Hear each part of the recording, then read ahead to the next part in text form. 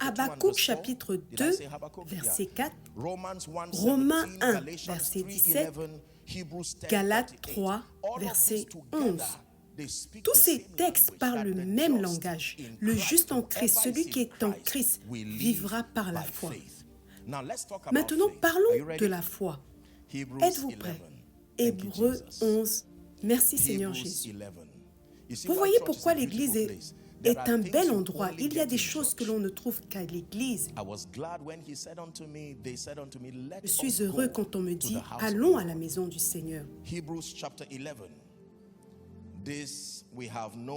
Nous savons et nous croyons que ce passage est l'explication la plus concise concernant le sujet de la foi. Regardons au verset 1, s'il vous plaît. Laissez-moi attirer votre attention. C'est vraiment ici que mon enseignement commence. Il est écrit dans la version King James. Maintenant, la foi est la substance des choses. Que tout le monde dise choses. S'il vous plaît, une fois de plus. Dites choses. La substance des choses que l'on espère. Puis, il est écrit la preuve des choses non vues. Encore une fois, dites choses. Donc, le verset 1 porte sur l'idée que la foi a à voir avec les choses. Sommes-nous ensemble? L'expression commune est que la foi est la substance, la tangibilité des choses que nous espérons. Ensuite, il l'appelle la preuve des choses. Donc la foi a à voir premièrement avec les choses. Cette dimension n'est pas nouvelle et étrange pour le croyant moyen. Nous comprenons que la foi donne à un homme la capacité d'obtenir des choses. Sommes-nous ensemble? Mais je veux vous présenter une autre dimension et c'est pourquoi je l'appelle l'autre facette de la foi. Si vous êtes un chrétien, lisons le verset 2 à haute voix. Car c'est par elle que les anciens ont obtenu un bon témoignage. Car c'est par elle que les anciens ont obtenu un bon témoignage. Qu'est-ce que les anciens ont obtenu? Un bon témoignage. La Bible nous dit que premièrement, la foi est nécessaire pour traiter la question des choses.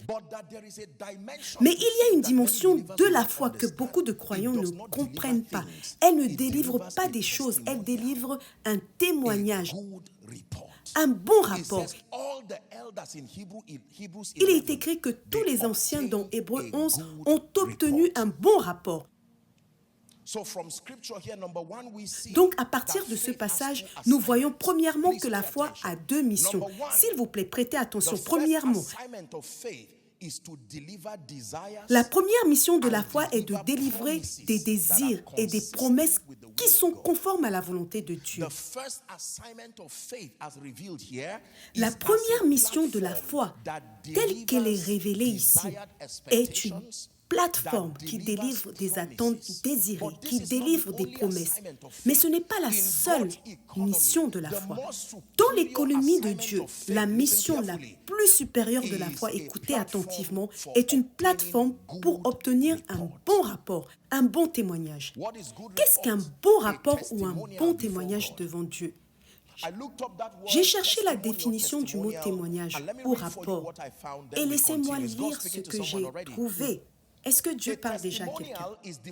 Un témoignage est défini comme une déclaration écrite certifiant le caractère, la conduite ou la qualification d'une personne. Reprenons-le encore une fois. Un témoignage est une déclaration écrite certifiant le caractère, la conduite ou la qualification d'une personne à partir de laquelle des recommandations sont faites. Cela signifie que la base de la promotion, la base de la croissance est l'examen du témoignage d'un homme. Sommes-nous ensemble? Dans le monde professionnel, on ne donne pas des promotions aux gens de manière émotionnelle et arbitraire. Non, il y a un dossier. Sommes-nous ensemble? Un bilan de service, un dossier. C'est la recommandation. Que ce soit pour laisser cette personne à ce niveau ou la promouvoir à un niveau supérieur.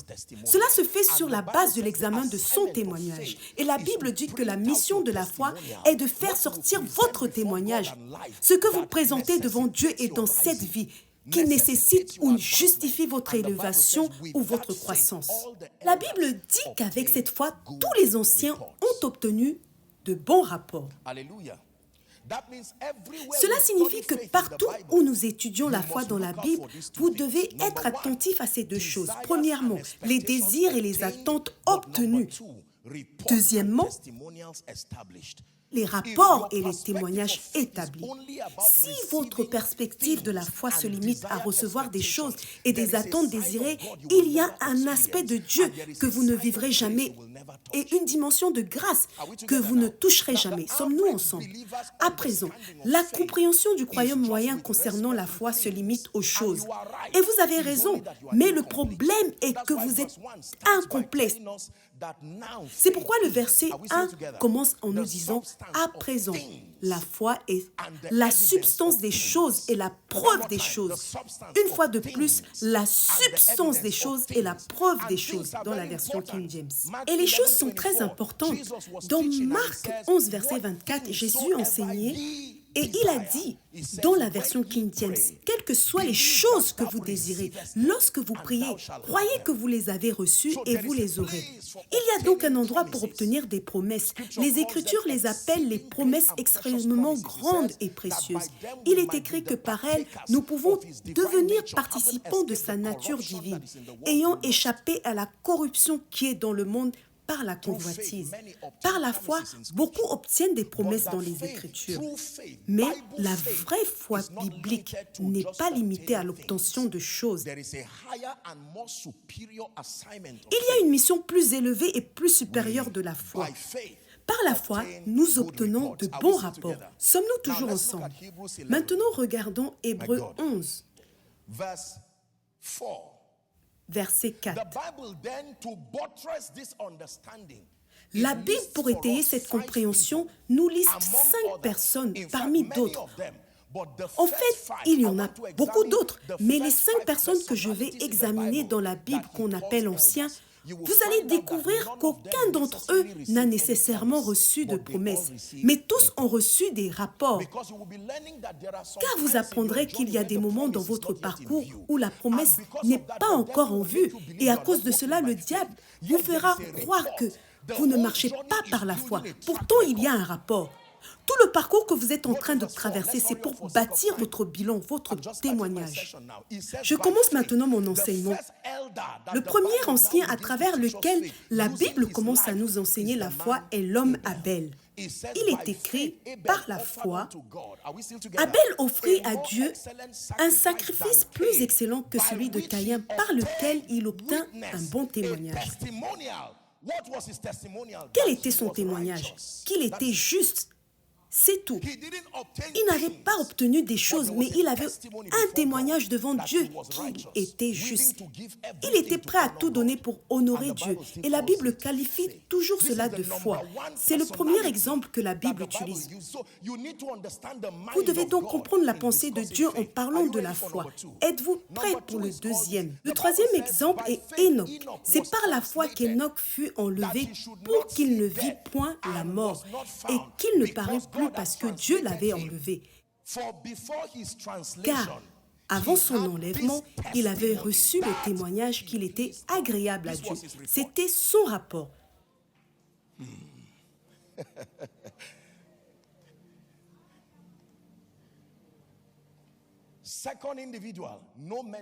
Le deuxième individu, aucune mention de choses, mais il y avait un témoignage. Êtes-vous prêts pour le troisième? Allons au verset 7. La troisième personne, je crois que c'est l'homme Noé. Êtes-vous prêts pour Noé maintenant? Nous avons donc examiné le numéro 1, Abel, le deuxième, Enoch, le troisième. Il est écrit, c'est par la foi, encore une fois, de plus, que Noé divinement avertit des choses qu'on ne voyait pas encore. Et saisi d'une crainte respectueuse,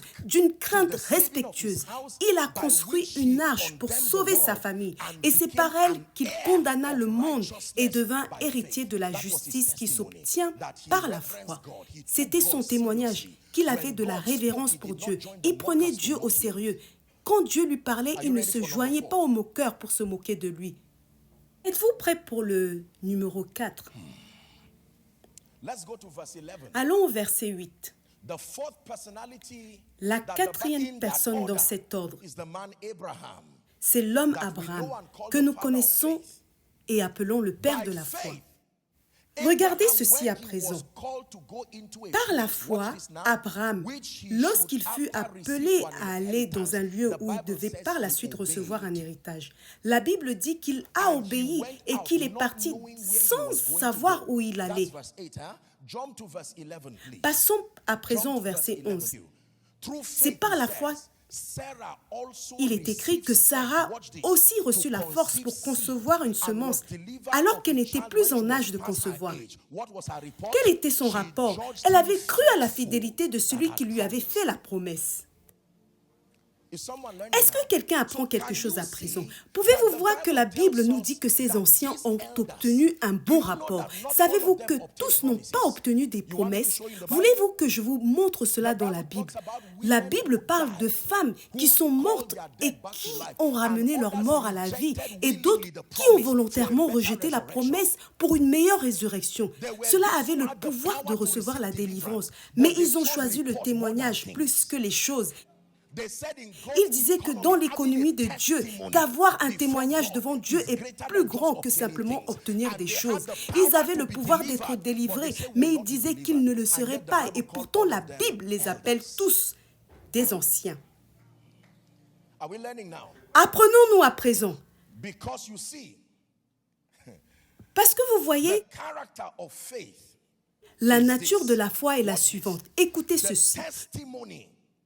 Le témoignage de connaître Dieu et de lui faire confiance tout au long du voyage est plus supérieur au désir exaucé dans votre parcours. Votre témoignage, votre transformation avec Dieu est plus grand que la réception de bénédictions. Bien que les deux soient importantes et nécessaires pour votre excellence globale, mais par ordre de priorité spirituelle, le témoignage de votre confiance en Dieu, le témoignage de votre transformation spirituelle a une valeur plus grande dans l'esprit que l'obtention de choses. Sommes-nous ensemble? J'ai écrit ceci. Tout voyage de foi devrait vous laisser connaître Dieu et lui faire confiance encore davantage, plus que les résultats que vous obtenez. Donc, si tout ce que vous me montrez dans votre relation avec Dieu sont des choses matérielles et physiques qui viennent en s'engageant dans la parole, je vous féliciterai, mais je vous dirai qu'il y a un aspect de Dieu que vous ne connaissez pas encore. Apprenons-nous. Ainsi, la foi biblique est une combinaison de témoignages et de promesses obtenues, et donc pas seulement des promesses seules. Mais la foi biblique est une combinaison d'un témoignage obtenu devant Dieu et des promesses qui en découlent. Sommes-nous ensemble? Il y a la foi comme une école, il y a la foi comme un parcours qui vous aide à connaître Dieu dans ses diverses dimensions. Et la Bible dit que cela vous donne un rapport honorable. 1 Timothée 1, verset 12, l'apôtre Paul parlait en disant « Je sais en qui j'ai cru. Je sais en qui j'ai cru. Je ne fais pas que croire en lui, je sais en qui j'ai cru. » Vous pouvez essayer de marcher et croire en quelqu'un que vous ne connaissez pas. Jésus réprimandait la femme devant le puits de Jacob en disant « Vous adorez ce que vous ne connaissez pas. » Donc, vous pouvez avoir toutes sortes d'activités religieuses sans pour autant le connaître. Rappelez-vous, à Athènes, ils se prosternaient devant un Dieu et ils avaient des monuments où il était inscrit à un Dieu inconnu. Il est écrit dans 2 Timothée 1 au verset 12, dans la version King James, « Je sais en qui j'ai cru et je suis persuadé qu'il est capable de garder ce qui lui a été confié jusqu'à la fin. » Le point final de ce voyage, de ce parcours de foi avec Dieu, lorsque vous obtenez ce témoignage, c'est que cela implante une conviction et cette conviction est la matière première qui fait naître les promesses. Lorsque vous rencontrez des personnes qui croient mécaniquement en Dieu, vous verrez la difficulté à laquelle ils font face pour recevoir. Ils ont peur de l'embarras et leur ego est en jeu. Ils espèrent que la parole de Dieu ne les décevra pas. Ils n'ont pas encore de témoignage. Ils essaient simplement d'obtenir les promesses comme preuve qu'ils ont rencontré Dieu. Mais un homme qui a un témoignage avec Dieu n'est pas dans l'embarras, que les résultats viennent ou non, car il a obtenu une partie plus noble. Et laissez-moi vous dire que pour de telles personnes, les résultats finissent toujours par se produire. Do you believe what you're hearing?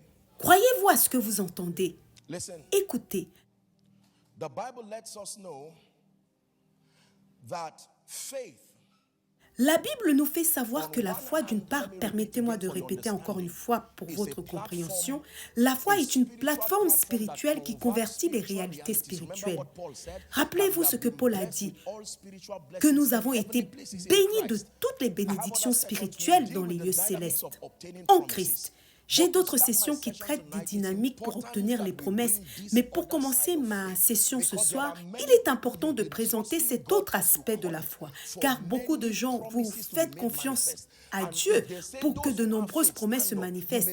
Et si je vous demande que ceux qui ont la foi se lèvent, vous pourriez vous sentir gêné, car vous n'avez aucune preuve physique. Mais je vous dis que la foi ne s'arrête pas aux choses. Il y a un témoignage que vous avez dans l'esprit. Je n'ai pas encore de travail, mais ma vie de prière a augmenté en faisant confiance à Dieu. Je n'ai pas encore de travail, mais Dieu m'a gardé tout au long de l'année 2023. Tous les noms de Dieu que vous voyez sont des produits d'expérience. Ils ne l'ont pas nommé arbitrairement. Non, il y avait une expérience qui a produit la connaissance de Rapha, de Jireh et de Sidkenu. Dieu n'a pas cessé d'être nommé. Tout votre parcours spirituel devrait donner à Dieu un nom, qui devrait être votre cadeau à une génération en disant « Dans ma marche avec Dieu, j'ai appris à le connaître ». Vous pouvez vous tenir comme le psalmiste et dire « Le Seigneur est ma lumière et mon salut. De qui aurais-je peur? Le Seigneur est la force de ma vie. » C'est une conviction, parce qu'il y a beaucoup de croyants qui ont été découragés. Beaucoup essayent de se remettre après le Covid. J'ai fait confiance à Dieu et pourtant cette personne est décédée. J'ai fait confiance à Dieu et cette personne a lutté contre le cancer. Parfois, nous le cachons au fond de nous et gardons le silence en disant « Dieu est fidèle ». Mais beaucoup de croyants sont sur le point de quitter les choses de Dieu parce que cela n'a pas de sens. Pour la simple raison que nous avons donné une définition à la foi qui se limite uniquement à l'obtention de choses. Mais je vous apporte une dimension telle que Job a dit, même s'il me tue, je lui ferai confiance. Écoutez, c'est ce qui donne de la stabilité à l'expérience du croyant. Donc si les gens vous demandent, pourquoi tu te réjouis? Vous n'avez pas encore de maison, pas encore de voiture. Et vous leur direz que les choses ne sont pas encore venues, mais il y a un témoignage de fidélité à travers la tempête. Un témoignage lorsque vous chantez au milieu de la tempête. Cela s'appelle la foi. Alléluia. Écoutez, Job avait des choses, mais Job n'avait pas de témoignage. Et Satan a dit à Dieu, selon ce que nous lisons dans les Écritures, il ne te sert que pour les choses. Et Dieu a dit, tu peux prendre les choses, laisse l'homme obtenir le témoignage. Laisse l'homme obtenir le témoignage. Que les choses s'en aillent, mais que le témoignage demeure. Et la femme de Job a rajouté, « Pourquoi tiens-tu toujours à ton intégrité? Maudis Dieu et meurs !» Et Job a répondu, « J'aurai de l'espoir tout le temps de mes souffrances. » Il ne possédait pas de choses, son corps n'était pas guéri, mais il avait un témoignage. Écoutez-moi. Ensuite, dans Job, chapitre 42, verset 10, la Bible dit, « Et Dieu a restauré Job. » Les choses se produiront toujours lorsque votre témoignage est établi. Rappelez-vous, je vous ai défini le témoignage comme une référence de votre intégrité, de votre caractère, de votre fiabilité, qui est la base de votre recommandation. Puis-je vous dire ceci? J'ai toujours lu l'histoire de Marie. Gabriel vient à Marie en lui disant « Tu as obtenu la faveur ». Je ne vois nulle part la définition de la faveur se réaliser une seule fois dans la vie de Marie, car tout ce qui entoure sa vie après cette annonce était des controverses et des problèmes. Donc je ne comprends pas l'ange Gabriel. Tu viens de la présence de Dieu et tu dis à une femme qu'elle a obtenu la faveur et la prochaine étape, c'est un problème après l'autre. Vous apprendrez que pour être vraiment un champion dans l'esprit, vous devez avoir à la fois des couronnes et des cicatrices. Écoutez, la différence entre Jésus et les 24 vieillards, c'est que tous ont des couronnes, mais un seul a des cicatrices dans sa main.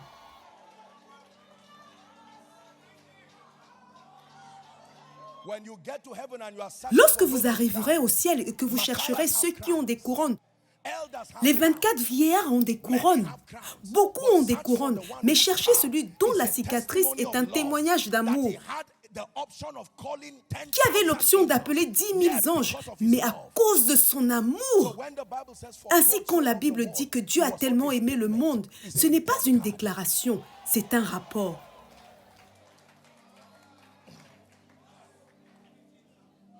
My beloved is the most beautiful among thousands and thousands. My beloved is the most beautiful among thousands and thousands. Go ahead, bless his name. Yeshua.